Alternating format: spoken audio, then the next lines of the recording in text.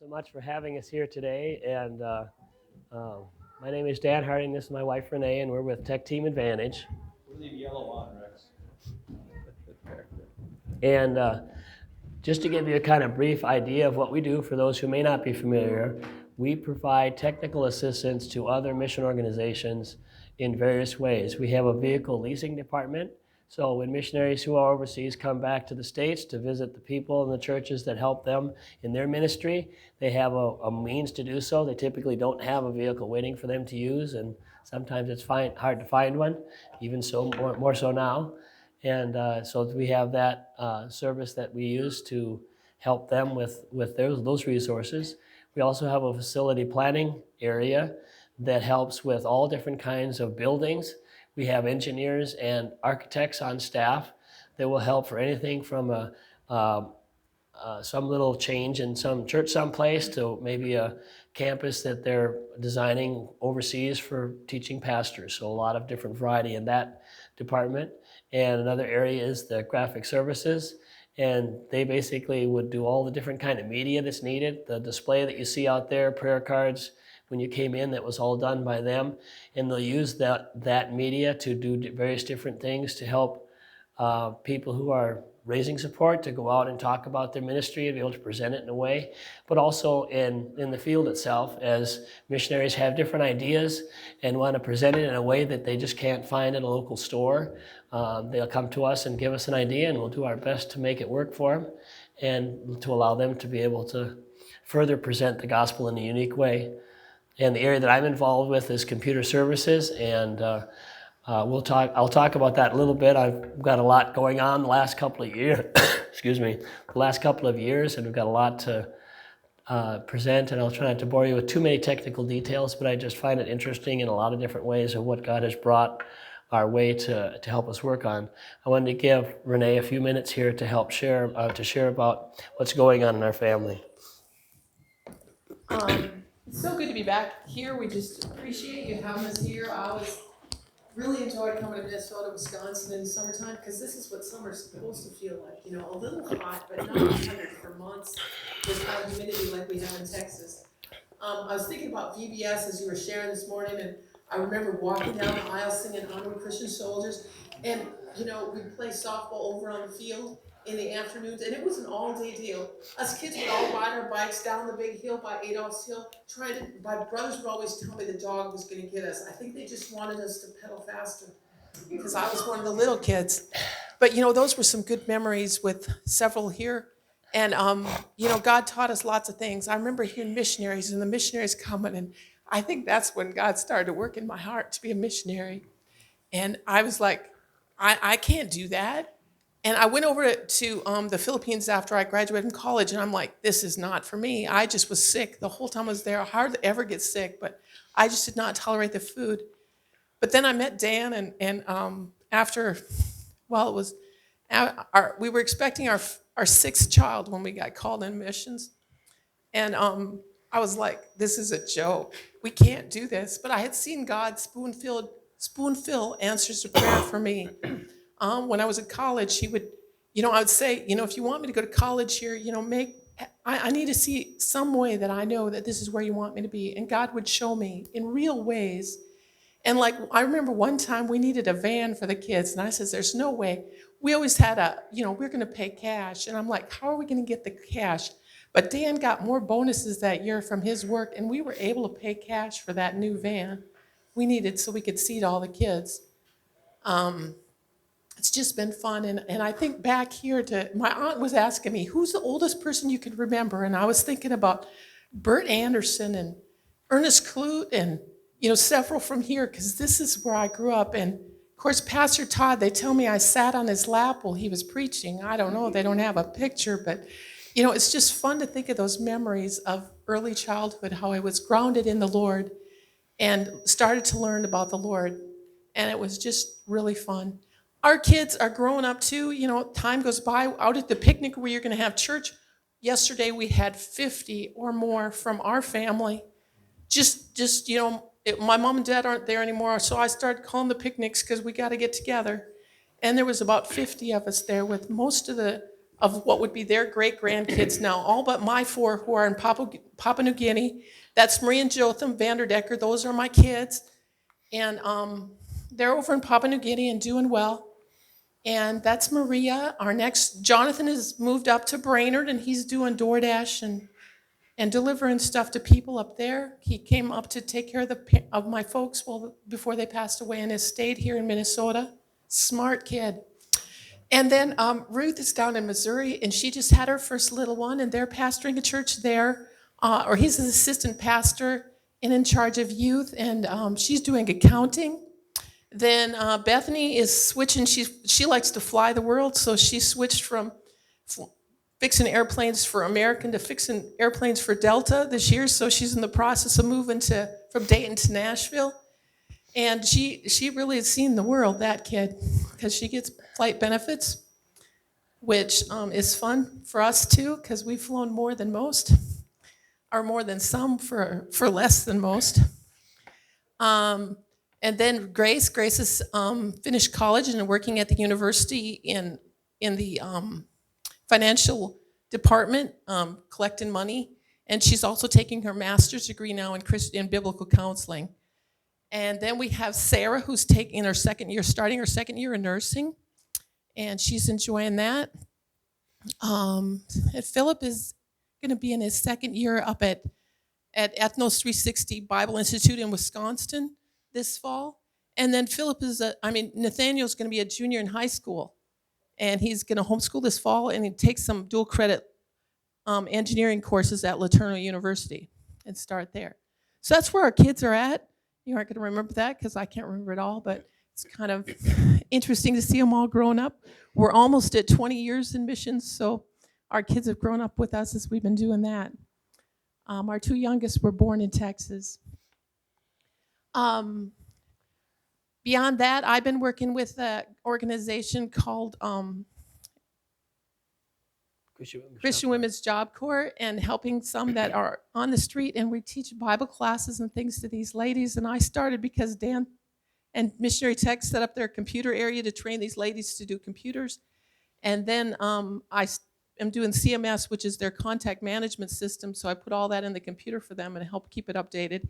But then they thought I could teach a parenting class, and I keep telling them, I says, the biggest thing you need in parenting is prayer. And, because every kid is different, but they think I have some experience, which I guess I do in that area.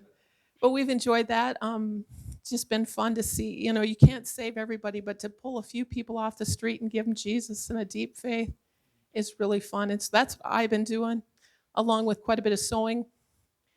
And so I sewed something for you all. I've got some little tissue holders back on the table, and feel free to pick those up. I made a lot of them, and I don't want to take them home with me, so I know in Minnesota sometimes you need a Kleenex, so I made those. And that's so we just thank you all. I know Jan Anderson contacts me every month, what do you have for prayer requests? And we just really appreciate your prayers, because that's what's really important to us on the field. And it's just been a fun going. We keep trying to keep mentoring the kids. They've asked me with our ministry if I could be a mentor to somebody else. And I says, right now, I feel like I'm mentoring some young adults, about 8 of them. And so that keeps me busy with that. But we just want to thank you so much. I was going to read one psalm if I can find it quick here. I should have pulled it up. Or I did have it up here, I think. Psalm 63. O God, Thou art my God. Early I seek thee. My soul thirsteth for thee. My flesh longeth for thee in a dry and thirsty land where no water is, to see thy power and thy glory. So I have seen thee in the sanctuary. Because thy loving kindness is better than life, my lips shall praise thee. Thus will I bless thee, will I live. I lift up my hands in thy name. My soul shall be satisfied as with marrow and fatness, and my mouth shall praise thee with joyful lips. When I remember thee upon my bed and meditate on thee in the night watches, because thou hast been my help. Therefore in the shadow of thy wings will I rejoice. My soul follows hard after thee. Thy right hand upholdeth me. That's about as far as I've been working on that right now. And I just have loved that, my soul falleth hard after me. That sounds like me doing something. But, it's my right hand upholdeth me. That's God's right hand. And it's because of his right hand upholding us that we can have what we need for each day. And I just, if you keep thinking about God upholding you in his hand every day, I hope that that would be of encouragement to you this week.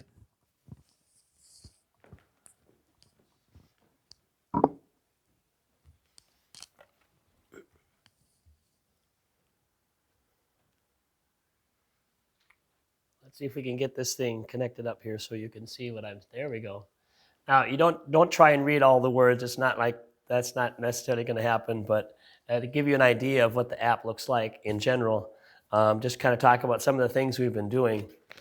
First of all, I wanted to talk about staff. We're very thankful that a lot of new staff have come on at Tech Team, and we had a gentleman and his wife who spent summers, probably 3 or 4 months there every year, and they decided they're getting up in age, and they decided they've done enough traveling, and so they sold their RV and bought a house in Longview, and now he's taking care of all of the maintenance needs at Tech. So we're very thankful for that. And so because of that, he wanted a way to keep track of the things going on and what things needed fixing, all that kind of stuff. Well, we happen to have written an app for a camp ministry quite a while ago, and so we gave that to him. And so this is what it is. It's a maintenance app, and you not necessarily can't read all that, but basically you pick a location, where it's located, what building it's in, what section it's in, and basically all those details get in. You type kind of a description of what's going on, and so anybody on staff can say the light bulb's burnt out, or the toilet doesn't flush, or the water's leaking, or whatever, and he's got a record of all that stuff. So it helps him. Just a quick way we go, oh, we've got something that might help, and so we're using it internally for that. The other staff, I think I might have mentioned it this time I was last year, but it's really transitioned now fully in our vehicle leasing department. We had somebody start on basically about 2 years ago, and before that, Tim and I kind of shared the responsibilities, and so we're very thankful that he's taken that over and allowed us to spend all of our time in the computer services department. So that's been really great. An interesting thing about vehicles, I don't know if you guys experienced the vehicle crunch here like everybody else has, but because the used vehicles are in such high demand, instead of buying used vehicles, we actually at Tech ran the numbers and actually discovered that having a new vehicle was a better way to go. So we've been buying a few new vehicles. You won't be able to have as many as we had before, but they'll last longer. So over time, we'll hopefully build back up again. But that was just kind of an interesting thing, because usually you buy something that's 2 or 3 years old and it's depreciated enough and all that kind of stuff, but that wasn't the case. So, and the other person that we've had join is Justin Foster, sorry, and he's been there quite a bit, and we're just appreciating his help in the service graphic services department, because he really has a lot of insight, a lot of technical knowledge. It's interesting, he works as a volunteer. He's not paid staff or anything, but he and his wife work flying airplanes. And so he's really brought us into the doing stuff remotely and made a lot of things work that way, so that basically he gets paid when the plane is actually being used, but he does a lot of sitting around waiting for something to happen. And so he has his tablet, and we've made a lot of remote connections for him to use to be able to manage wherever he's at. So he's at work technically 2 days out of every week, and the rest of the time he's wherever. And usually if you send him an email or a question or something, he or someone in his department, he'll get back to you, because his flights are only a few hours long, and the rest of the time he's just sitting around someplace waiting. And so he just takes out his tablet and takes care of whatever needs to be taken care of. So it's been great working with him to get all that kind of stuff working, so that we can make good use of the people that we have in the way we can. The other thing I wanted to share with you is just a couple of the apps that have been meaningful to us. We had an organization come to us that had a Bible, basically Bible story, 13 chapters of Bible story in kind of a comic book form. And as you can see, there's all kinds of different languages. The ones on the left are in their native script, and the ones on the right are kind of the English equivalents. I don't know if you can read that or not, but that's what that is. So you pick one of those, and it comes up and shows you the pictures that are there in their language. Again, I'm sure that that's so small that you can't read that. And they had that already on a web page. So that was something they had before they came to us. But there was two things that were happening. First of all, they weren't getting very many people to look at it. They weren't getting people to visit their web page. And they came to the conclusion that they really needed a smartphone app to do that. People are, if it's not in a store, it probably doesn't get looked at as much. So the first of all thing they wanted to do was to make an app for it. But the other thing too was they wanted to target this as an outreach ministry, so it needs to be able to be available to a lot of different people. And all these languages that people are in, they don't typically have the resources that in our society and other countries that have a good deal amount of money can afford a phone with a cell plan and data and all that kind of stuff. So they had this idea of being able to have the phone, have it be a smartphone app, but not only that, but also have it be able to be remotely downloaded. So if someone has, in a third world country, Androids are very prevalent. A lot of people have Androids as much as they have anything else, but they don't have a cell service, they don't have a data service. In order for them to use it in that way, they'd have to go to internet cafe or something like that. So to address that need, they could take their phone, go to some internet service, and download the story, and then they could take it back with them to wherever they live, share it with other people, look at it at their leisure, and those kinds of things. So just different ways we've taken something that's already out there and just kind of helped them a little bit to make it a little bit more available to more people. We have different kinds of things like church locators. A denomination had asked us to write software that just basically said, when you're visiting some other part of the country or something like that, just have this app so that someone can type in a zip code of where they are and they can find this denomination zip codes in their area. So it was just kind of something that was interesting to put all those Google Maps with the dots on and all that kind of thing and show those kinds of things.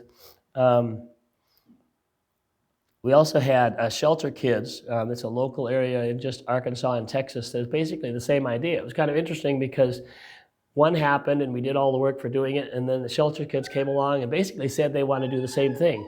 We have these 15 different organizations that help women and young kids find the resources they need to be able to survive and work and stuff like that. But it was basically the same idea. They type in a zip code, they get a dot with a bunch of pictures and some information. So it's really the same thing, but so we just turned around and changed the data and it was ready to go. So it's neat how those kind of things happen and the timing on those things.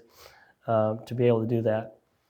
The other one that I wanted to mention about comes from it's called Construction Workers Christian Fellowship. And basically the idea there is there's an organization that has a lot of different people that are working in a construction format, maybe serving at helping out missions or other kinds of ways. And they wanted to also have an outreach to other construction places that may not necessarily have Christian influence.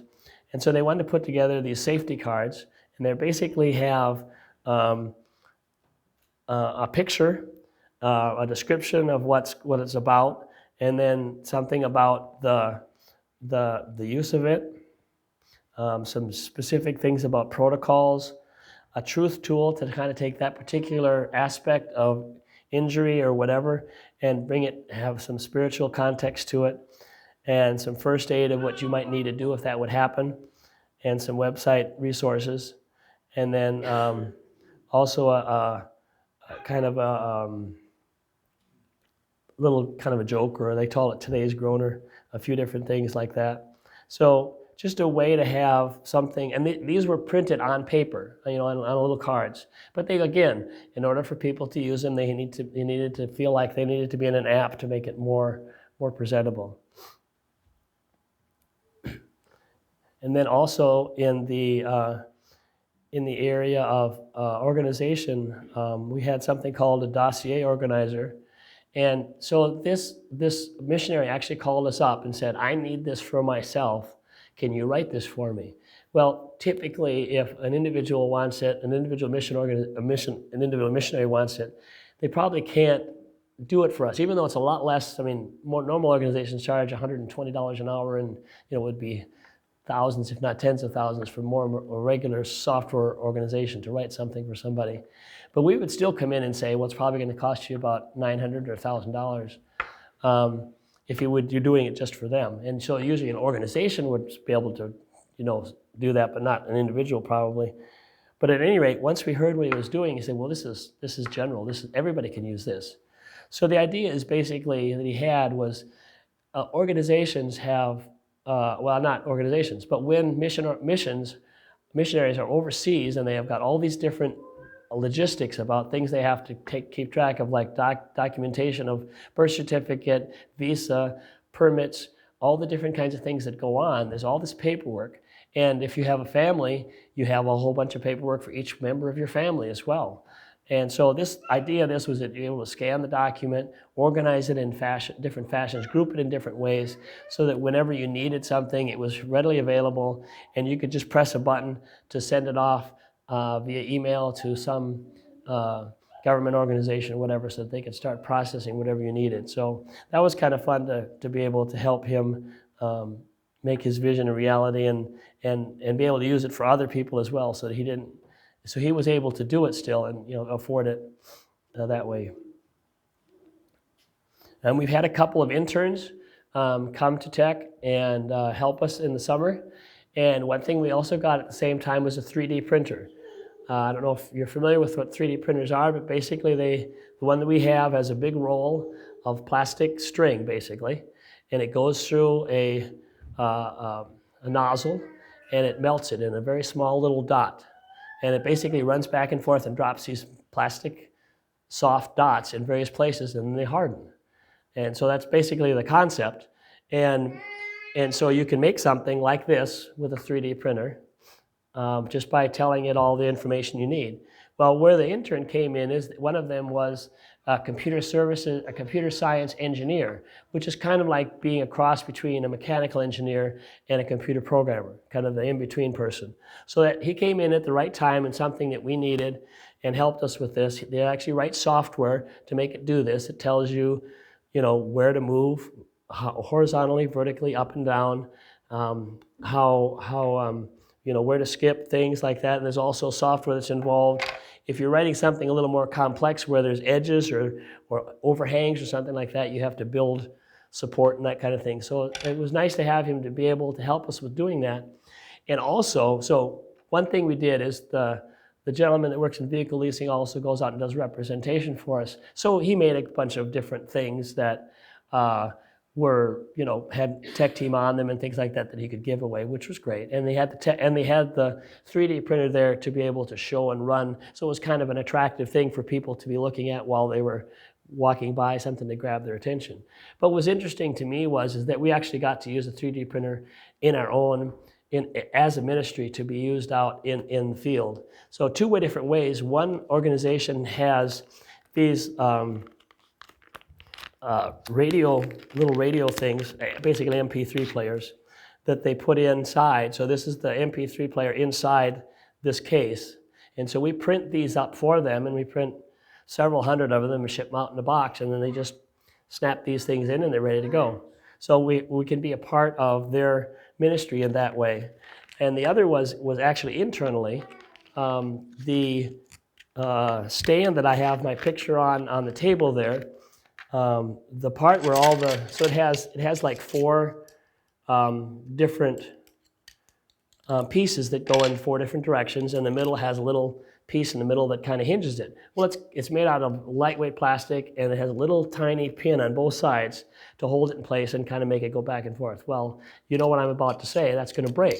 And so what they did is basically they designed this thing to basically work for that, so that they could just take these poles and put them in the holes that they created, and then the support, and it could either be horizontal this way or vertical this way, depending on how long this pole would be. And you'd put that in there, and then you just set it up like that, and you'd put your display on it to do that. And so it gave us something that we could do and have something that we could feel more confident when we sent it out to the mission organization, because they would keep coming back being broken, and we didn't. Anyhow, all you could do is replace the whole thing. And now this way, if anything should happen, we can do it piece by piece. And I think this will be a lot more sturdy, a lot more reliable. The other thing that was interesting too, kind of as a side note, the ones we were getting two specific sizes. You either have, this size or this size, nothing in between. Well, with this kind of a setup, since these are just poles and these are things you screw on the end, they can be any length. So we can make them square, rectangle, long, narrow, whatever we want to do. So some things we weren't necessarily even wishing for or wanting, we got out of it as well. So just kind of a different way to see all those things that were happening. The last thing that I wanted to talk about was the Story Producer app. And this is an interesting app because this is one that they already had, and they had on an app written already, something you could open up. You would listen to a story. This happens to be the Widow's Mite story, and you just have one slide after another, and you listen to each part of the slide, and there's narration under what it says in the narration, and then you'd just keep listening to it. And then they provided the story in English and French. And so then they would listen to it and translate it into whatever language you want to translate. So let's say I lived in Africa and the language that I knew was Swahili, and I could get this app, listen to it in English, and then do my best to translate it into Swahili and record it slide by slide. And then I could have that also go by, and people could listen to it one slide at a time and review it and go on. And then after they said it sounds pretty good, then I would record it as a whole slide, and then have somebody else listen to it in Swahili that knew English and say, now translate it back to English. And then they would listen to it in English before and English after and make sure that they really lined up and were saying the same thing. So that worked pretty good as a tool. But two things that they found out, one thing was we don't always have the resources to do that, both directions.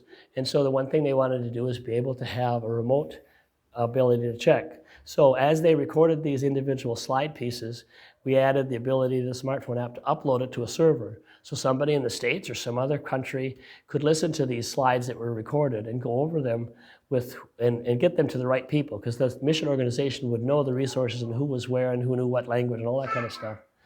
And the second thing was basically with this story. So I'm in some remote country in Africa and I'm doing this, and it's great. I've got it recorded and I'm sharing it with the people around me, 20, 30, 50, who knows how many people. But that's where it goes. That's where it ends up. If I'm doing this work and I'm translating it into something like Swahili, well, that's not just for my community. There's lots of other places in the country as well as other countries that speak that language. And so the other thing was, in the finished product, when they got it done, they wanted to be able to get this someplace where other people could have access to it, so that as soon as they finished it and approved it and everything, that other people could do that. So we wouldn't have to repeat work over and over again.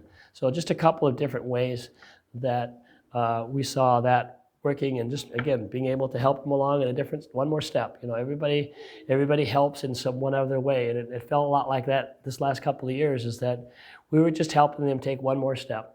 A lot of times they come with a project and we do the whole thing and we send it off to them and everything. But today, the last couple of years, it's been people have come with projects and they're kind of stuck at this point and don't know how to get from here to here, and we just help them with one step and then they go on their way. We're just one more chain along the link.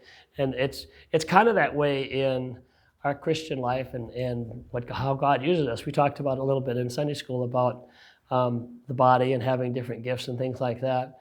And it's just like, God's got you for one part of one piece of one plan for today. And so it just feels like that a lot when we were doing those kinds of things. I want to spend the rest of our time just talking about